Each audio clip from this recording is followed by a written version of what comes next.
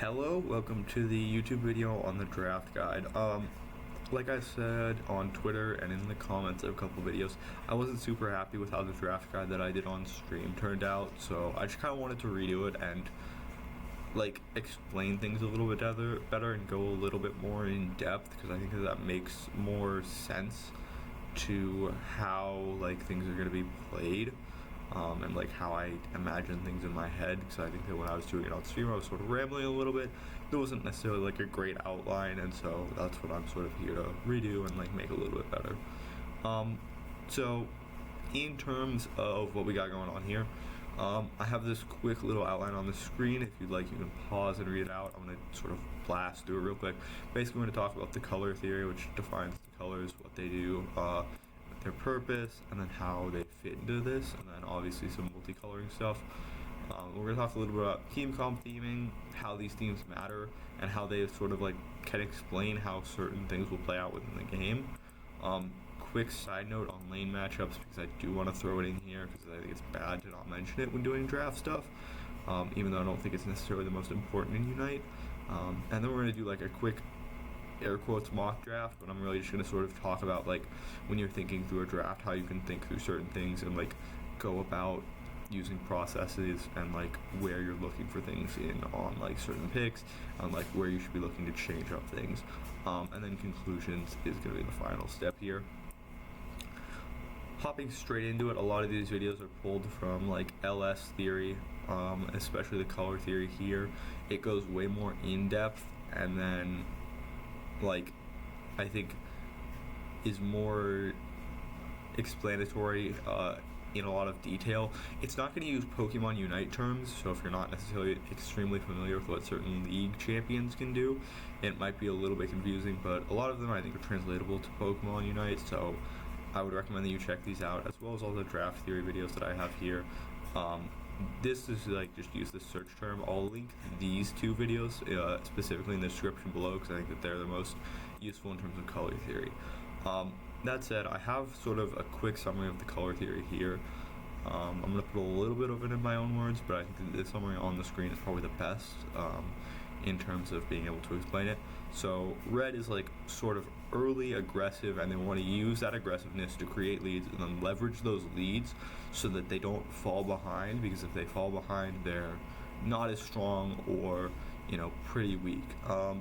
In terms of red Pokemon, right, we see stuff like the Leafeon. I'm putting the Scyther here, putting the Ninetales here, where like they all want to get ahead super early, and then once they're ahead, they use the strength that they have in XP, which gives them, levels, which gives them more damage, and then once they have more damage, they then are able to, just keep snowballing basically. But like, if Leafeon or Scyther or A9 falls behind, it becomes sort of this like amalgamation of like it's just suffering really. And that's why, you're red, you're trying to play aggro, you're trying to get as much power push as possible. Green is sort of the like mid-game spike team comps or Pokemon, and so when I'm thinking about green, it's like where they are as like they are not bad early, right? We talk about red game as sort of like being really good early, and maybe like slightly worse or bad late, especially once they start running out of fuel and aren't snowballing as much. Versus green, I'd say, is like they're not bad early, they're not bad late, they're just not as good. Instead of it being like a full step down, it's like a half step down. And then with that, I think that they're a very team comp that's like really around the mid game and around the power spikes. That's where I think of like greens. I think of like these big power spikes that transform what is maybe a slightly weaker mon into a real behemoth in the mid game that uses that to leverage into a victory. I don't really personally put the Harmony and bad solo stuff in there. I think that is like, I think that's too much to assign to green. I do agree with the wars or attrition stuff, so that's what I would put in there as well. In terms of that, we got something like the Sarah Ledge, right? We're thinking very good in general. Really likes those 2 power spikes when it gets Evo, and then when it gets ultimate, those are like the biggest power spikes, especially when it gets ultimate, right?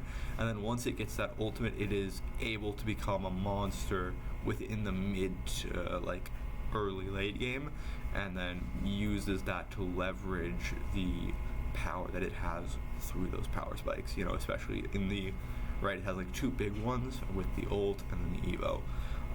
Similarly, I put Vina in there. I think that you can make an argument that Vina is a blue mon, and primarily a blue mon. This is, again, primary colors here. I should probably have mentioned that earlier, but I'm talking like primarily this color, and then like, you know, you can have secondary colors as well, but we'll sort of get into that later. So Vina, I think, is really strong once it gets its Petal Dance or its Solar Beam in the mid game, and then it has that pretty big spike. As for Slowbro, I think Slowbro is another one of those mons where it gets a really big spike off of Amnesia and Ultimate, and it wins those Wars of Attrition super hard. You know, that's what I'm really thinking about these. Similarly with Metagross, you know, big power spikes, Wars of Attrition. Umbreon I'd put in that category as well. So that's sort of the idea for green. Blue is the control archetype, and the reason that they want to do control is so that they can scale towards the late game and then use that late game power to win the game, right? You basically shut down the enemies early by controlling tempo or controlling the amount of options that they have to make moves, and in doing so, you then buy yourself enough time to get to the late game where you have that insanely powerful spike that wins you the game automatically, right? It like automatically is a bit of an exaggeration, but that's sort of the idea, right? And then, so if we're talking about that, I'm talking about things like the Mamoswine, right? It hits that 30-0, it sort of becomes this really big tank once it gets the ult as well. It's also super control oriented with how it plays the game, right? Because it's about getting control over the game here, and then using that to like leverage the power it has. I think I swapped. Where's the other Urshi? I think I swapped them on accident, but we'll know that. Or actually, no, I think that it should be single strike, but I think that, yeah, it is single strike, which is the one that I'm thinking of, right? Single strike, I'm thinking of like it uses its punch to control space, and then like it has a really big late game team spike once it starts getting those large crits online, and so that's where I'm thinking about it.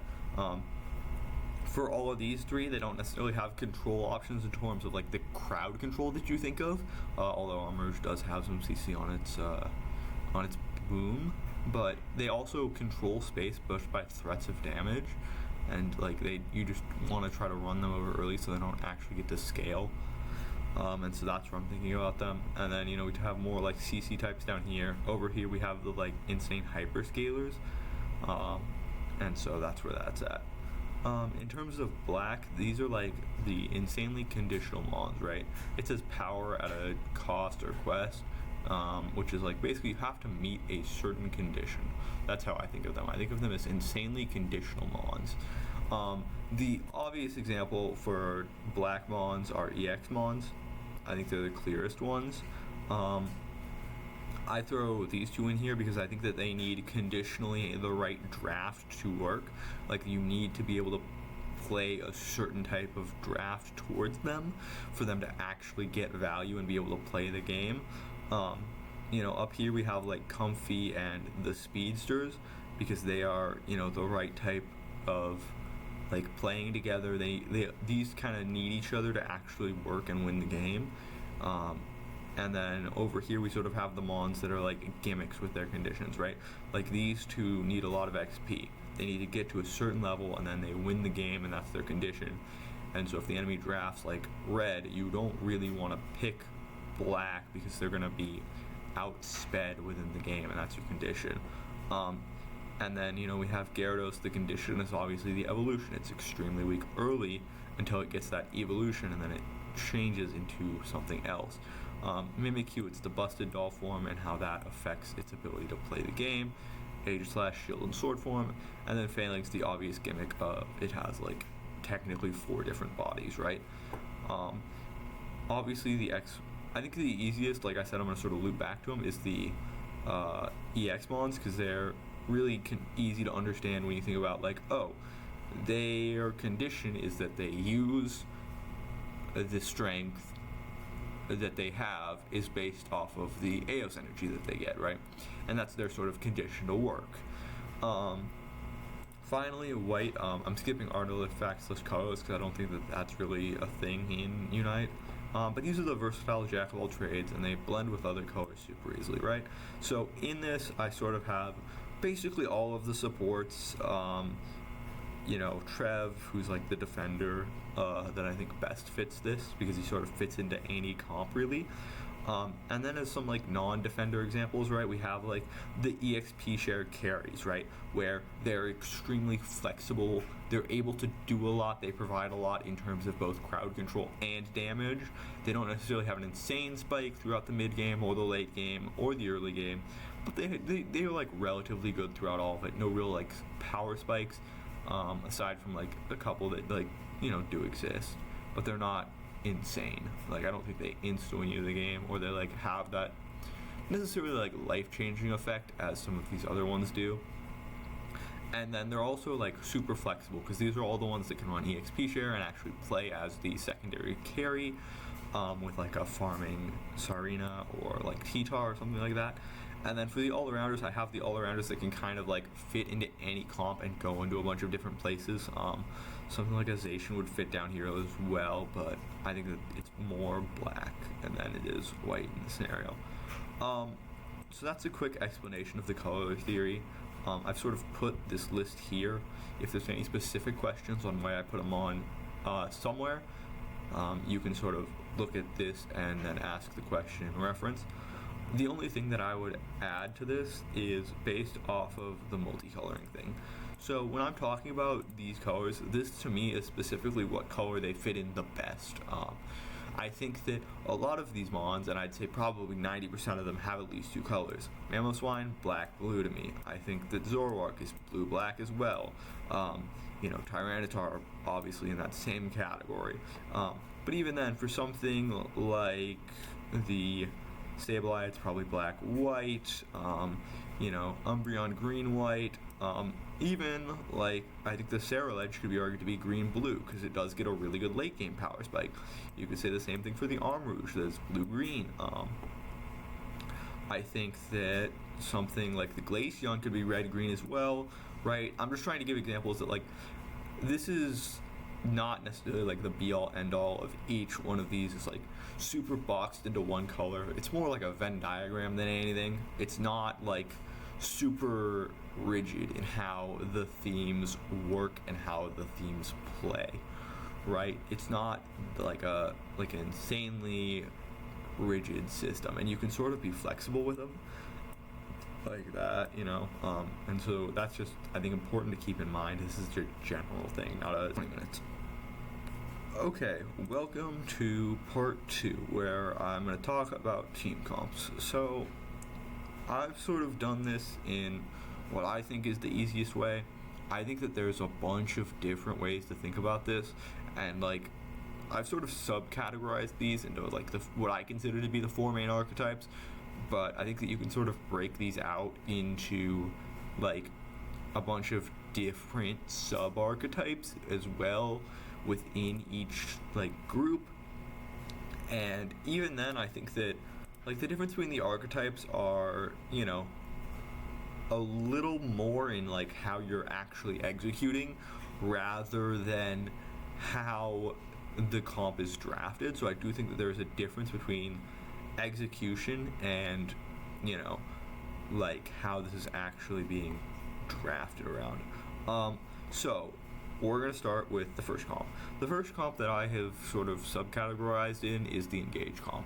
To me, this is called the engage comp, but if I was trying to like use the air quotes scientific terminology, I would say they're the front to back comp. They're the comp that has the front line and then the back line, and then the front line is going to move forward and the back line is going to follow up on that, and that's like sort of the end goal, right?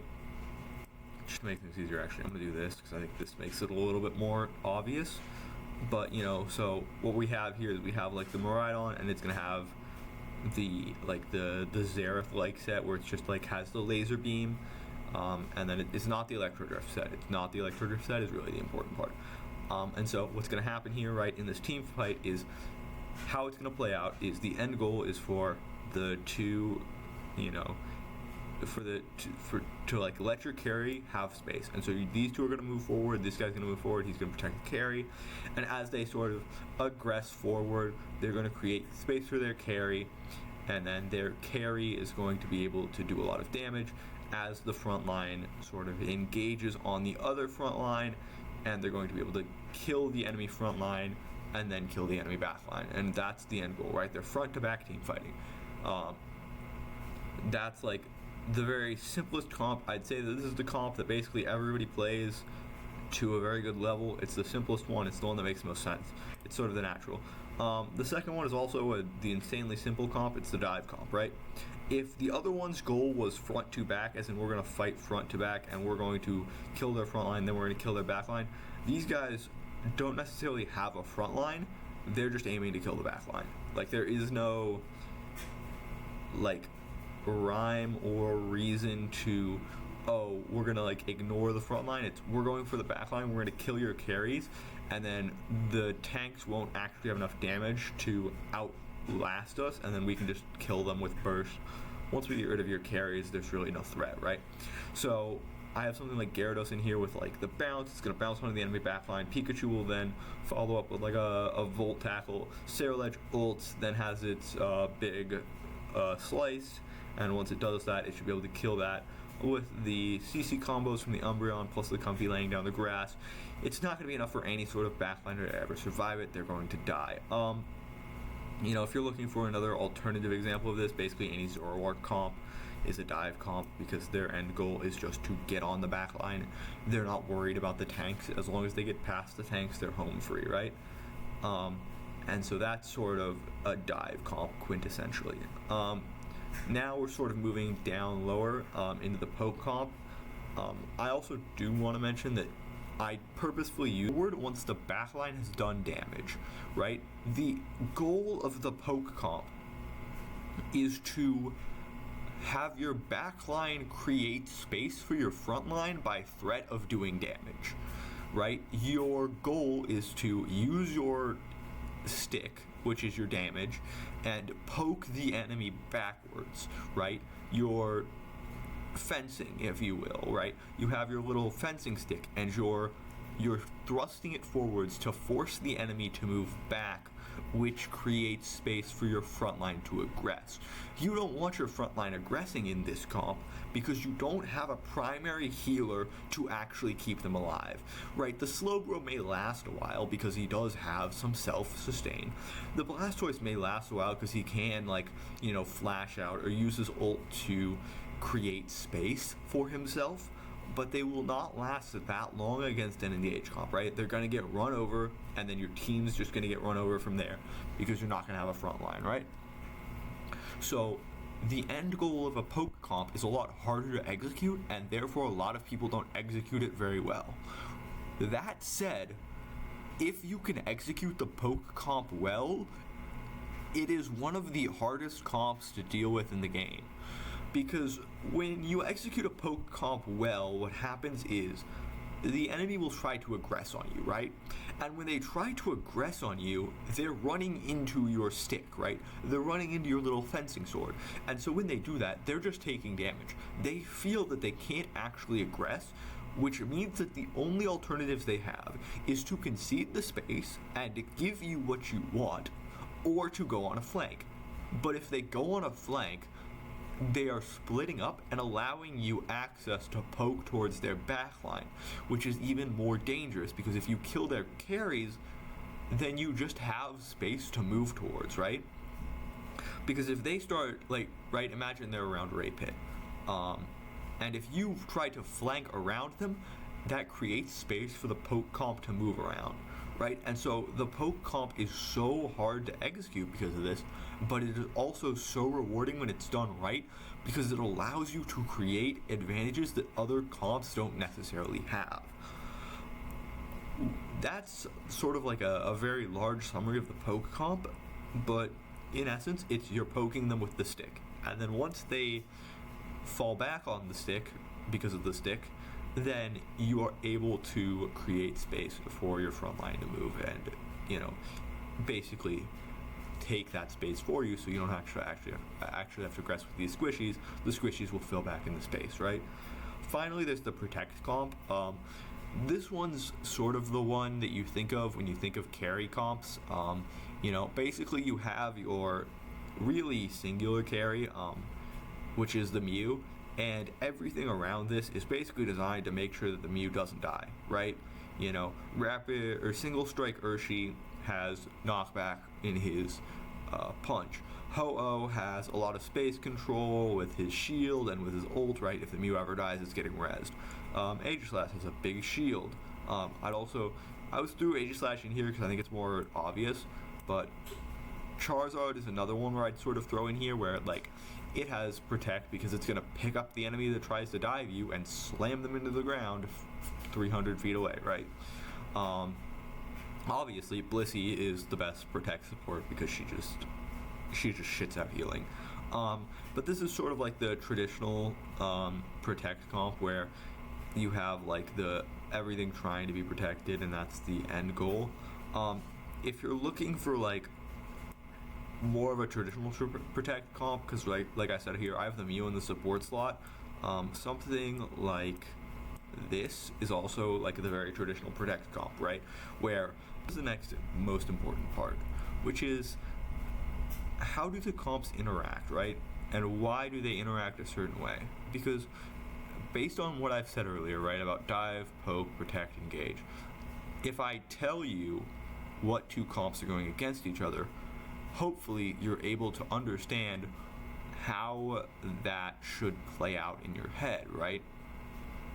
So if I say that an engage comp and a dive comp are fighting against each other, you're going to understand that the engage comp is going to be trying to kill the people that are diving, the front line, and then the dive comp is trying to kill the engage comp's back line, right? And so that's the end goal, right? Because it tells you, the comp theming tells you how these fights are supposed to play out. Personally, I think that in general, poke comps should probably beat most things except dive comps. I think that they can lose to protect comps, but I think that they probably should beat them, and they probably should beat engage comps. I think that they full on lose to dive comps, right? Because it's really hard to maintain space against a full on dive comp sometimes. Like if they're just full sending on you, sometimes it can be really hard to actually keep the space that you want. In terms of protect comps, like I said, I think they lose to poke, they beat engage, and they beat dive because they are just very good at what they're doing and they're, you know, sort of protecting what they need. Engage comps, like I said, I think they beat dive and they probably lose to poke. I think they can beat poke. I think it's just a little bit harder and you have to adjust your strategy. As for dive comps, I think they have the worst matchup of all of these, where I think they probably lose to everything that's not poke. And so that's like rough for them. On the other hand, given what I just said, I think it's also important to keep in mind that this is probably like the ease of execution tier list, where dive is very easy to execute because you say we're killing blank, right? You determine a mon before the team fight and you say we are killing that Pokemon. And once you do, you then say we kill this next mon, and so on and so forth. And it's just like relatively easy focus fire. Engage comps are next because you're just like, okay, we're going at them, we're gonna run at their front line, we kill their front line, we kill their back line, we win the fight. Protect comps are the next easiest, I think, because it's just kind of like pocket the Gardevoir, right? And then I think poke comps, like I was saying earlier, are the hardest to execute by far, but I also think they have the most ROI, right? They're very hard to maintain the space that you're looking for, but also the return on investment that you can get from them is that you pretty much have a winnable matchup against every comp. Like I said, I think more often than not, you might lose to a dive comp, but I also think that a poke comp like the one that I have shown below can very easily beat a dive comp. It's not going to be easy if you have never played the poke comp, but I think that if you have the execution and the reps on it, it's definitely doable, which is also why I'm mentioning, like, it's the return on investment, right? Do you want to invest a lot of time into a poke comp? You know, maybe the 2 or 3 poke champions that you know aren't that great, and then it's kind of rough to play, because like right now it's really a poke meta, because, you know, Armor Rouge is very good. I think Inteleon's playable. I think Venusaur's playable. You know, all that stuff sort of playable. Delphox is playable. I think Chandelure is playable, and that's like a relatively Mew. Like, all of those are relatively good Pokemons, and so I'd say that, like, it is playable, but also the ROI kind of depends on the meta, and that sort of stuff. But also, when I say this, it tells you how teamfight's going to play out. Like, I played it super well. It tells you now, like, now that I've said, oh, I think this comp beats this comp, right? If I say, oh, they're playing dive versus poke, or they're playing engage versus protect, it's like, oh, they're going to be doing this with this thing. And that tells me that, like, in this scenario, they're doing that, right? So if I say, oh, the poke and the dive comp are facing off, and the poke comp is executing very well, and the dive comp can't get in, you know, okay, the dive comp's sending all of their people in, but they're getting walled off by the fact that they can't actually get in without taking a ton of damage, and that means that, like, they're not able to do anything. This is, like, insanely important. This is the most important part of draft, right? Because if you pick a comp where the enemy has the counters to your comp, you're turbo fucked. You're not going to win the game. This is that LG draft from a while ago where they are actually cut back in. Okay, so here, this is what I was talking about. I just did a quick cut to pull up this tweet because I wasn't sure where I had it. It's from a while back. But this is what I was talking about when I say if you pick the wrong comp, you're going to lose, right? What we have over here is we have a dive comp, right? Mew, although I've said it's a protect mon, it's a mon that's a white mon, right? So even though it is a protect mon, it's also sort of a dive mon because it has the ability to, like, flash surf in, or like teleport surf in, or coaching and electro ball somebody, you know, where it's maybe far away and then it sort of goes in with that information, right? Gyarados, obviously, I think I have it here as a dive mon, same with Umbreon as well, and then I have Comfy, and then in this scenario, this Ceruledge would be replaced by the Zoroark, right? On the other hand, what we have is a very good protect comp over here, right? Like, Urshifu Single Strike. The LD has some protect abilities with its Cotton Guard, right? And its ability to knock people up. Also with its ultimate that, like, you know, slams down, it gives people a bunch of space. Hornleech Tree. Blaziken has a very good protect in the form of the kick and the overheat kick, where it has a bunch of space, right? Because it threatens space with that damage, and so that's, you know, pretty good there. And then obviously I think Cramorant's self-explanatory, where it's very stationary, it's easy to protect, and it does a fuck ton of damage. And so this is what I mean when LG have blue side here. They see early, oh, they're playing a protect comp, and they still commit to a dive comp, right? You are inherently making draft harder for yourself, because like I said, I think dive has the worst matchups into all of these, but it's the easiest to execute. But they play the poke comp well here, and so it's impossible to actually win if you're LG. So, getting on to the final part about this, which is team comp, team spikes, right? So we've talked about individual mon team spikes a little bit, and so now we're talking about team comp, team spikes.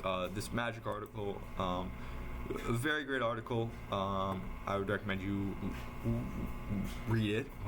I was gonna say watch it, but apparently that's not doable. I'll link this in the description. I'll do a quick reading of it, but basically what they're saying here is, in certain matchups, you're the beatdown, which means the beatdown is, we'll take a step back, right? What is the beatdown, right? Who is the beatdown? What does it mean? The beatdown is basically the idea that one person or one team needs to win faster. You need to accomplish the conditions to win faster, otherwise you're going to fall behind and get outscaled, right? Basically the idea, you've probably heard it before, that you're going to get outscaled somehow. In this scenario, right, if you have like one team comp that spikes around 7 minutes in game, and we're talking timer counting down, and one team comp that spikes around 4 minutes in game, the team that spikes at 7 minutes in game is the beatdown, because the team that spikes at 4 minutes in game probably has larger power spikes because of how late they're spiking, right? And so you need to make sure that they don't get to those power spikes before the Rayquaza at 2 minutes, because then you're going to be in trouble, right? And in that scenario, the 4 minute team is not the beatdown. But let's say that you have a team that spikes at 4 minutes and a team that spikes at 3 minutes in game time, right? And again, assuming that the later teams spike, the inherently better they are, which isn't always true, but for this example it is. The team that 4 minutes has the spike was not the beatdown last game, right? Because the enemy team comp spiked at 7 minutes, so all they needed to do was outlast them. However, in this scenario, they are the beatdown because the enemy team is having a better spike later than them. That's sort of the crux of this article. Like I said, you can read it through. If you don't understand Magic, you might not necessarily get it, but that's sort of the idea here, that certain team comps will spike at different time frames. This is sort of based off of whatever mons they're playing, right? And if your team spikes later and spikes harder, you just need to make sure that you get to that spike, right? Make sure that you don't get to a position that is inherently lost before that time. But if you're the team that spikes first, you need to make sure that you understand we are the team that needs to get ahead and use that advantage to leverage into stopping the enemy's spikes, right? And that's what we need to do. Go. Okay, so we're talking really quickly about lane matchups. It's just something that's important to mention because they do matter in Unite. I think they matter less than they do in other games because the lanes are, first of all, they're relatively unsolved. I think that people don't actually understand why to do things in certain laning matchups and how to do them. And then second of all, they are relatively short, I'd say, even compared to like short games like Wild Rift where like the laning phase is 5 minutes. In this game they're like 2 minutes max, and even that seems like a stretch. The important thing here is basically in lanes, certain types of archetypes beat other types of archetypes, certain mons beat other mons. On the screen here is the example used in League of Legends where control mages beat artillery, artillery beat assassins, on evasions, evasion beat tanks, tanks beat enchanter, enchanter beat midrange, midrange beats control, and it sort of forms that nice loop of it where everything beats everything else. But even then, you know, a lot of the stuff in Unite functions similarly, like where, you know, mons with insanely good secure beat mons that don't have good secure, but mons that don't have good secure will beat mons that, you know, maybe spike, or, well, mons that don't have good secure with early spikes will beat mons that don't secure with late spikes, but mons that don't secure with late spikes can often beat mons that just secure with, you know, no spikes in general, right? And it's like a general like triangle, and that's sort of the example here. It's a bit of a sidebar, but I think it's important to mention as we sort of get into the more drafting stuff, in terms of like, oh hey, look at this draft specifically, like why is this draft good, why is this draft bad? Laning matchups are something to consider, even though they necessarily aren't the be-all end-all in my opinion. So basically we're going to talk about everything top to bottom of like where I think things should be picked, how they get picked, why they get picked.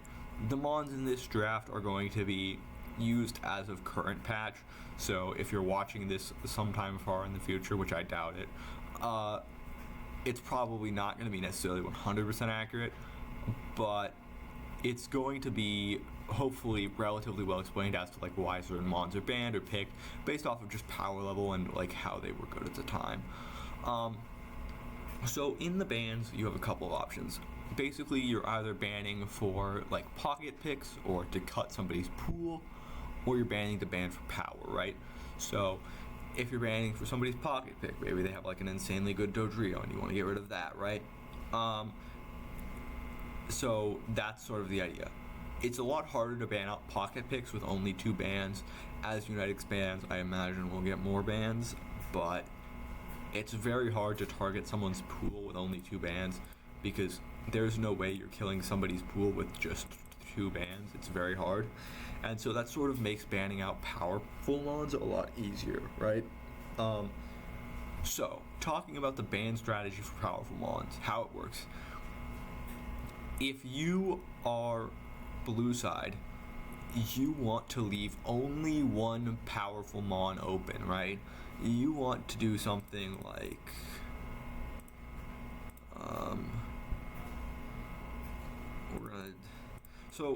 hypothetical, we're gonna say that these first 4 in the top row are the best mons in the game for whatever reason, right? So in this scenario, you can do that and leave none of these open.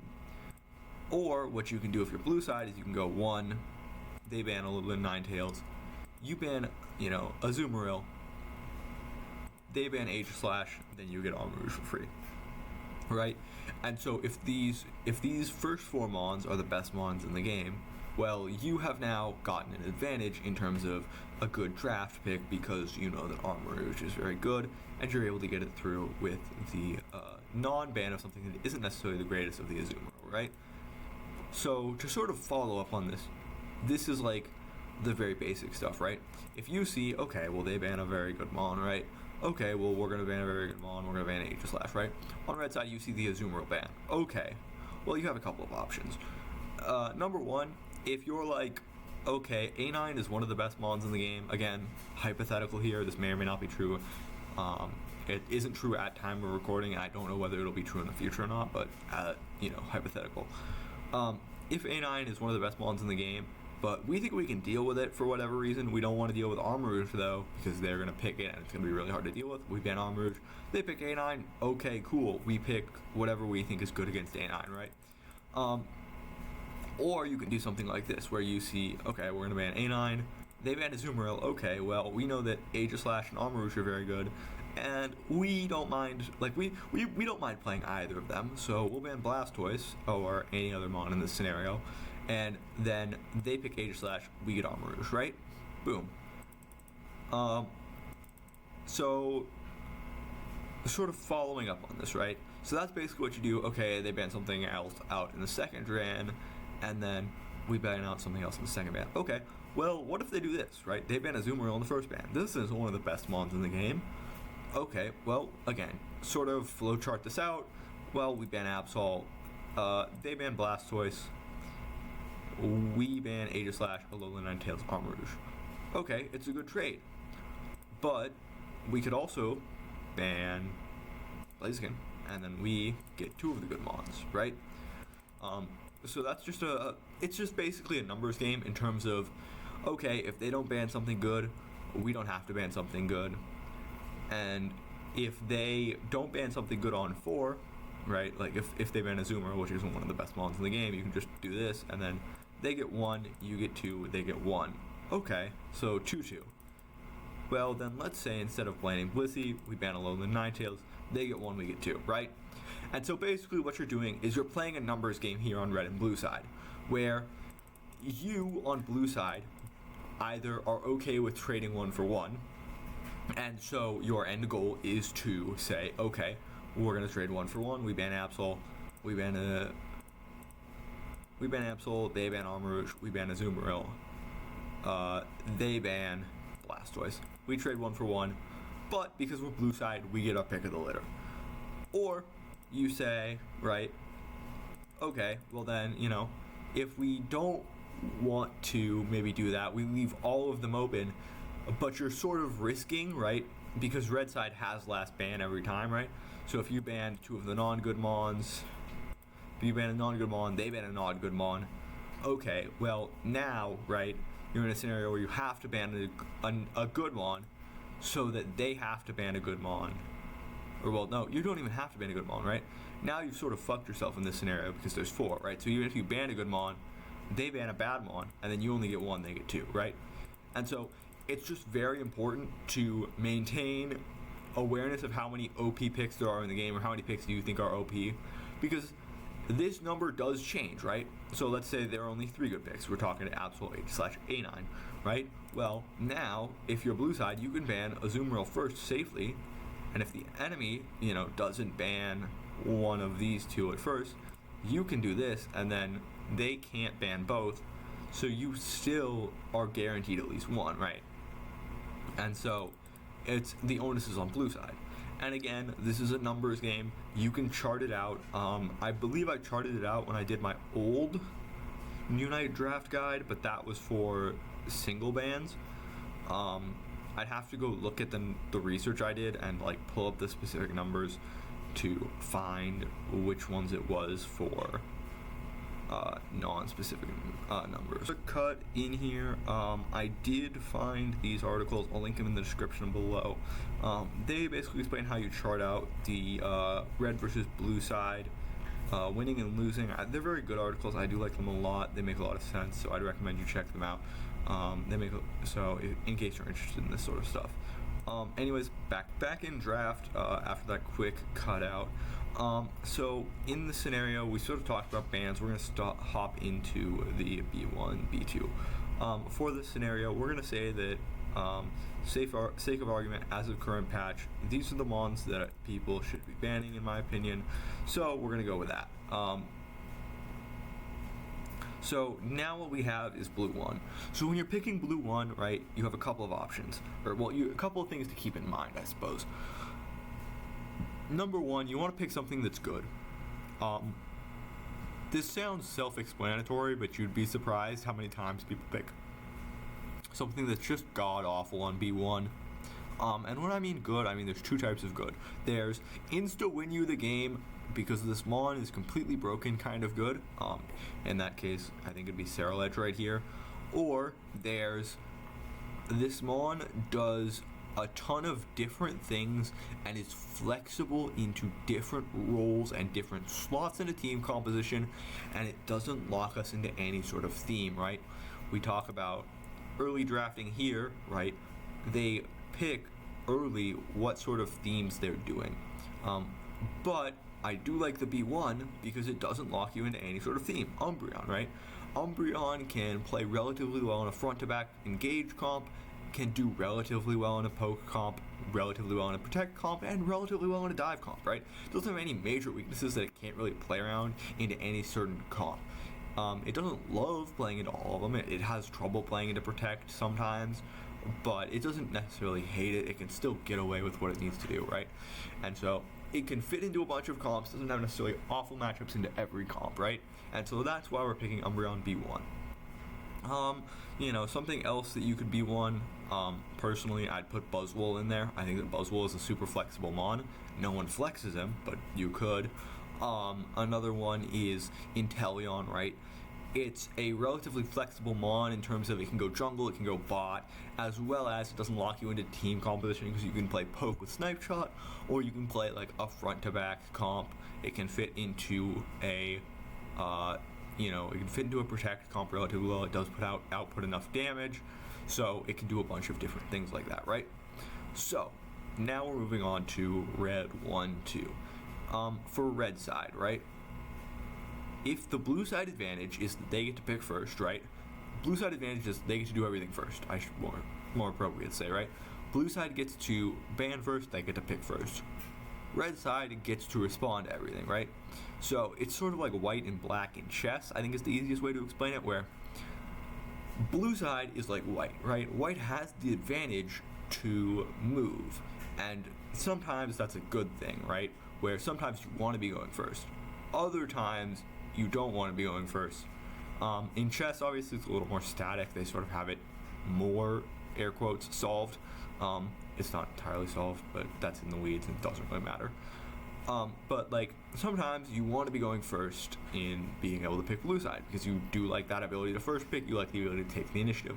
Sometimes you'd rather be red side because you think that whatever the enemy can throw at you, you can respond to relatively well. And so, in this scenario, they see, okay, they have picked a defender. The defender doesn't lock us into any specific team comps. So we have a couple of options. Number one, we can respond if we think that they missed an OP pick, right? If we think that for some reason, Urshifu is an insta-win, or we're going to bring out Ceruledge here, right? Like I said, Ceruledge is very good. Okay, we think Ceruledge is very good. We think that it's worth picking, so we're going to pick it right now. Also, right, we see that they have picked one of their 2 XP shareholders. Umbreon for sure is confirmed XP shareholder. So we have an option to pick defender or support here, right? The reason that you don't want to pick more than maybe you want to pick ADC here, unless you think the ADC that you have is insta-win the game good as well, I wouldn't necessarily pick it. Because then you're giving away a lot of information, and you're giving blue the ability to counter pick you, which is the innate advantage that you have, right? And since you want to maintain your innate advantage in this scenario, you're going to pick Trevenant, right? It's a guaranteed XP shareholder that doesn't lock you into any super specific comp. It does like engaging, and it does like diving. It doesn't really like playing protect comps that much. It doesn't mind it, but it's maybe better at engage and dive, right? And so you are kind of looking towards an engage comp here, or a dive comp. So you've sort of locked yourself in there, but it's probably worthwhile if you think that like the Ceruledge is this good pick on the current patch. I think it is. And then you have another pick that allows you to play, sort of like that as well. Now, on blue side. Okay, we've seen a couple of things. Number one, we see that red side is leaning towards an engage or dive comp. So we have a couple of options. We can match engage for engage, we can match dive for dive.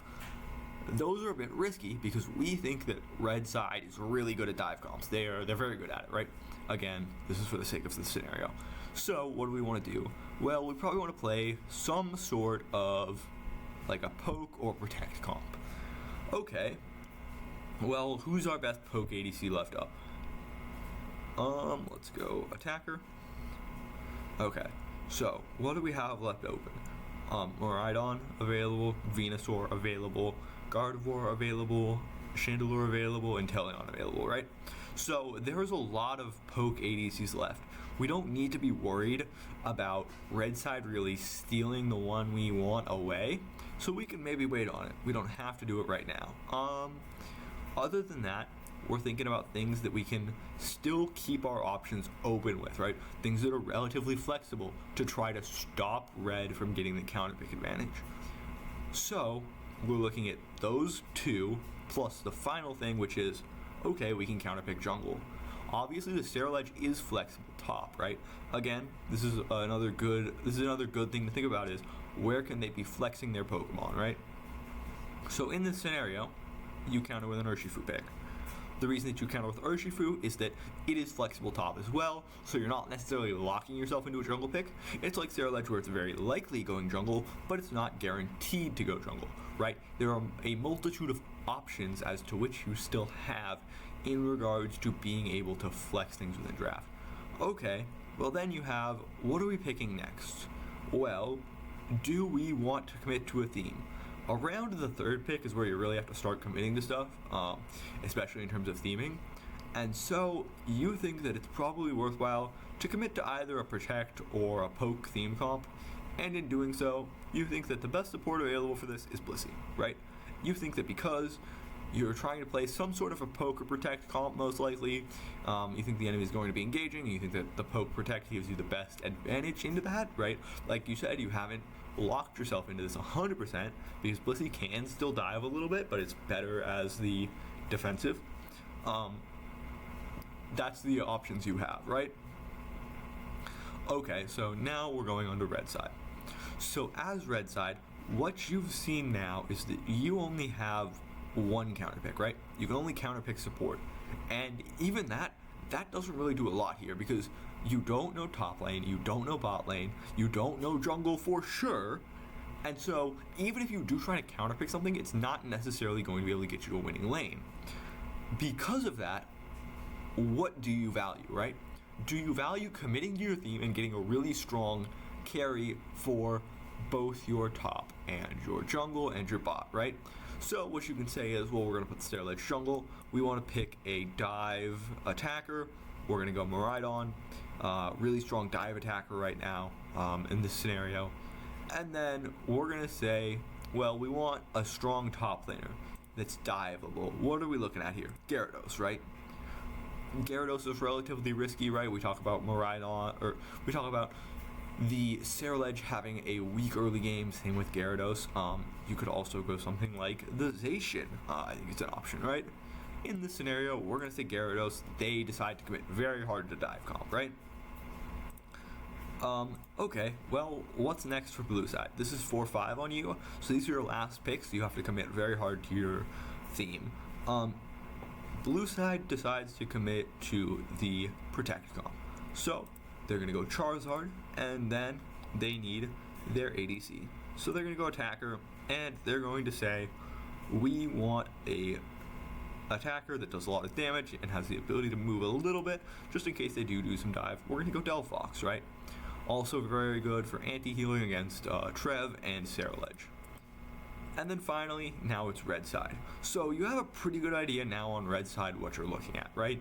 You know that Umbreon and then Charizard are probably the top lane. Well, even that, it's probably Blissey Charizard top. It could be Blissey Delphox bot, depending on whatever they want to do, right? But you know, 2 XP shareholders, probably Blissey, probably Umbreon. You know that Urshifu is pretty likely going jungle. Charizard top, Delphox bot, right? So in this scenario, you're like, okay, well, we just need our support or our second defender, right? And so we want something that dives and does that relatively well. We don't necessarily have anything that's super crazy, so we do have a couple of options here. You could go something like the Comfy, right? Attached to one of your divers, go in like that. Or you can go defender. I think something like, you know, maybe like a Blastoise, using it to surf in is an option. Slowbro, I think all-arounders, we're talking something like the Mewtwo X support, the Buzzwole support, where they're really good at diving in. And then finally, I'd also throw Eldegoss in there. I'm going to say Eldegoss for the sake of the scenario. And so this is what your final draft looks like, right? And so in this, right, you just got to make sure that you're considering options as you go. So key points to rehash as I sort of get through this, make sure I check all my notes. Yeah. Okay, so key points to rehash, right? Remember how the bans are going to look and what the enemy bans can change your bans. Remember, number of OP picks open changes what you're looking at. B1, you're looking to either pick something insanely OP or get something really flexible that can do a bunch of different things so you don't commit yourself to a theme. Red side, you're looking to either pick one of the OP picks that blue maybe missed or didn't pick for whatever reason, and then just try to keep yourself as well uncommitted to a theme, and then maybe get a counter pick on red if possible. Then as for blue, right, 2-3, you're starting to think about committing to a theme. You want to narrow down what you're playing for just to keep your options simple but not too narrow, right? So you want to maybe narrow down to 3 instead of 4 or 2 instead of 4, keeping an option open in between both, right? So even right here, you can still go, right, like dive or protect comp, right? Because you can play dive with Urshi, you can play dive with Umbreon, you can play dive with a Blissey, right? And so you do have the option to go dive, depending on if the enemy tries to pivot away from the Stair Ledge into maybe like a protect comp, right? So that you're not locking yourself into anything. And then, right, as red side, you're thinking 3-4, you're like, we're kind of committing to a theme here. We kind of have to give it away if that's how it's going to work. And then blue side 4-5, you're thinking last final picks, maybe try to keep something slightly flexible. You know, a very classic blue strategy is to pick like a double top laner where, you know, maybe you go, we'll say like, for the sake of argument, you know, if red side didn't pick Stair Ledge, you know, maybe they go Stair Ledge plus Urshifu, right? Or maybe they put Charizard in the jungle and Urshifu in top lane, right? Just to like try to create the ability of mystique about where things are going. Obviously, since I'm drafting against myself, there's no air of mystique because I'm drafting against myself. I know where this is going, right? And so you're also finally committing to your theme, right? You're like, we want to make sure that we round out our team composition, and then make sure that everything looks nice, right? And then finally on red 5, you're like, hey, we're looking to like put everything together with our last pick, maybe get a nice counter pick on whatever laner that they picked if we didn't already pick ours, and that's sort of it. The only other thing that I'd like to mention is, when you're picking supports, when you're picking comps, make sure that you're trying to pick, a nice color that like fits together, right? So like maybe you want like, I have green, mon, and then I have, let me move this over. So right, I have green mon, I don't remember where I put Charizard, green as well, right? And then I have white. So I have a green-white team composition theming that all fits relatively nicely together. They hit their spikes pretty nicely at the same time, and then once they do that, they are able to play the game very well, right? And then on the other side, I have, we have a black mon with the LD is a white. Obviously, like I said, comfy, so like we have a bunch of mons with conditions. We want to make sure that we have something that supports those conditions. So maybe comfy wouldn't actually be that good, even though I did mention it. But, you have all of these mons. You have 2 supportive mons to basically help the conditional mons function, and then you have the Ceruledge, right? We talked about green being very able to function on its own, and that's where the real uniqueness and the strength of the Ceruledge comes in here, is that it can function on its own and has a nice power spike on its own to be able to contest the enemy green composition, but it also is able to, play that as well.